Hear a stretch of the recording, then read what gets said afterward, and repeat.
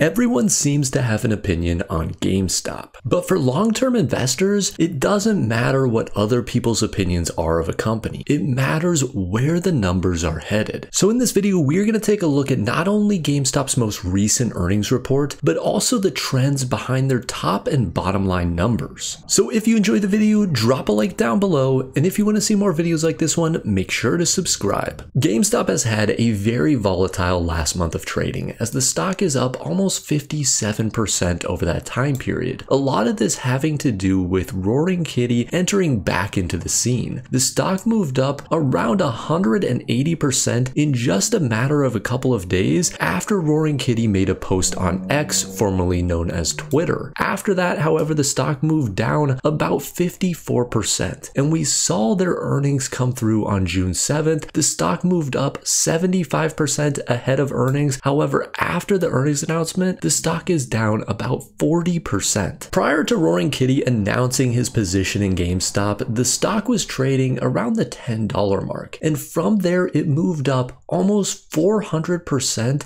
in a matter of a month. And Roaring Kitty, in typical fashion, went on Reddit and posted some of his gains, showing a stock position that was up 120% at one point and an options position that was up over 350%. And this has all led to some people calling for Roaring Kitty to be investigated. One asset manager even went on Yahoo Finance and had the following to say: "The fact that this individual bought short-dated call options on GameStop and then tweeted for the first time in forever, knowing full well that these Reddit Wall Street Bets folks would drive up the stock price, it is shady." But you can make up your own opinion on whether Roaring Kitty is in the right or wrong. In this video, what we are going to be doing is we're going to dive into GameStop's numbers, specifically around their most recent earnings report. And overall, it was a very bad quarter for GameStop. They saw their top line decrease by 29% year over year to $881.8 million in the first quarter of this year, down from $1.237 billion a year prior. The only thing that probably saved this stock from falling even further was that analysts were expecting very poor revenue. They had a ranged estimate of $900 million to $1.1 billion, and GameStop even managed to come in lower than that. They did manage to lower some of their losses. In this quarter, they lost $32.3 million,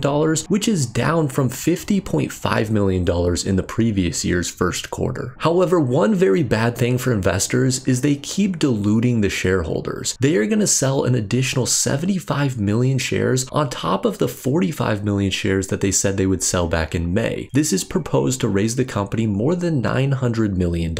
And it's a little sad to think about that the company is going to make more money from selling additional shares than they are in selling their own products. They're proposed to make over $900 million from this stock sale, when on this quarter, they only brought in $881 million, which is a little bit defeating, especially for investors. The hope for investors is that they can use this money to really start turning the business around. Seeing your revenue decrease by 29% year over year has to be very demoralizing. That is something that the business needs to correct. They need to get back into a growth stage by whatever means necessary, and this is going to involve some sort of reinvestment back into the business. As I've mentioned a few different times, their revenue has taken a massive hit, down from $1.2 billion a year ago to $880 million in the most recent quarter. They have done a good job of decreasing their general and administrative expenses, down from $345.7 million a year ago to $295.1 million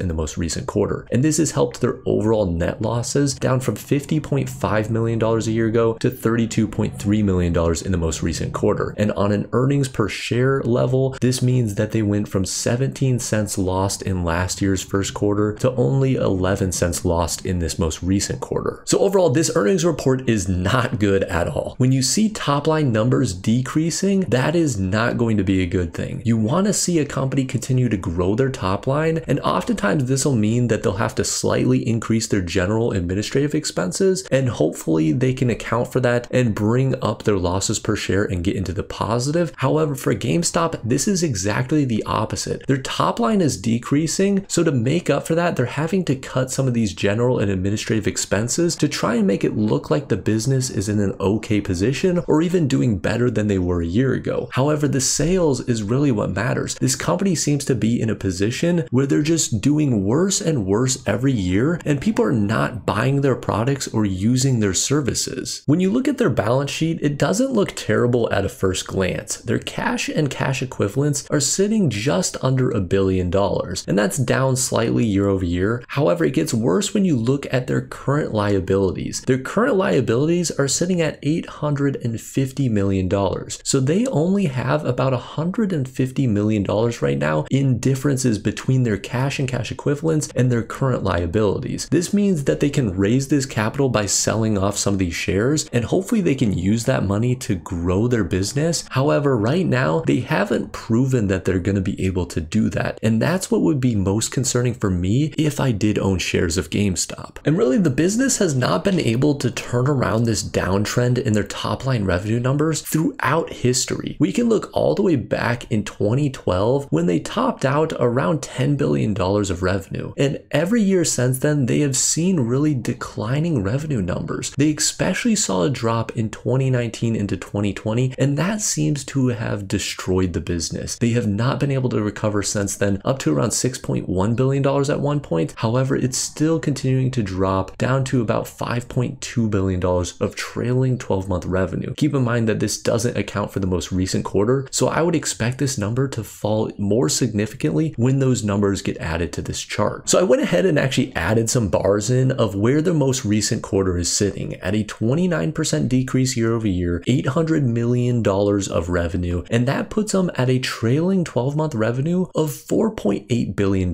which is actually lower than what we saw in the first quarter of 2021, which, keep in mind, a trailing 12-month revenue would be over 2020 for that year. That means the entire time that GameStop was shut down completely in 2020, they were actually able to make more revenue in a trailing 12-month period than we're seeing here today. Even with their top line in such a terrible spot, their bottom line is actually doing better. I don't want to say good because it's doing better than it was a couple years ago, where they were putting up a trailing 12-month EPS of negative $1.73. Last quarter, they actually put up positive 2 cents of trailing 12-month EPS. That comes from a quarter of positive 21 cents of EPS. They did put up negative 17 cents a year ago, so that means this number will actually increase once it hits this chart to about positive 7 cents of EPS over the trailing 12-month period. However, keep in mind, this is the first time that GameStop has put up positive EPS since 2018. And when a company continues to dilute shareholders, it's more and more difficult for them to grow their EPS numbers. We saw GameStop dilute shareholders by about 17% in 2021, and now they're announcing another program of selling shares off, and this is going to dilute investors even more. So here on Yahoo Finance, we have 2 analysts covering GameStop, which, keep in mind, the more analysts you have covering a stock, the better representation of their numbers that you're going to get. When you only have 2 people, these 2 people have a lot more pull on where these estimates line out at. And right now, their average EPS estimate is 1 cent of positive EPS for 2025. In 2026, they actually have the business growing slightly to positive 6 cents of EPS. These are non-GAAP EPS numbers, by the way, and a low estimate of positive 3 cents of non-GAAP EPS and a high estimate of positive 9 cents of EPS. So ultimately, if you're buying into GameStop, it's not because of the long-term fundamentals. It's because you believe that in the short term, there's potential squeezes on this company that will lead to large moves up in stock price. And we saw this over the course of the last month a couple of different times, and we could see it into the future as well. However, keep in mind that over the long term, the fundamentals of this business are all trending in the wrong direction. So if you're a long-term investor, there's really no point to pay any attention to GameStop. Personally, I just look at it for the entertainment. But if you are going to buy it for short-term option calls, then yes, there's a lot of potential volatility there that you can capitalize on. So keep in mind, none of this is investment advice. Do not buy a company just because I talked about it here on YouTube. Make sure you are doing your own research and looking into companies that meet your risk tolerance as well as your time horizon. So with all that said, I hope you enjoyed the video. If you did, drop a like down below. And if you want to see more videos like this one, along, make sure to subscribe, and as always guys, have a wonderful rest of your day.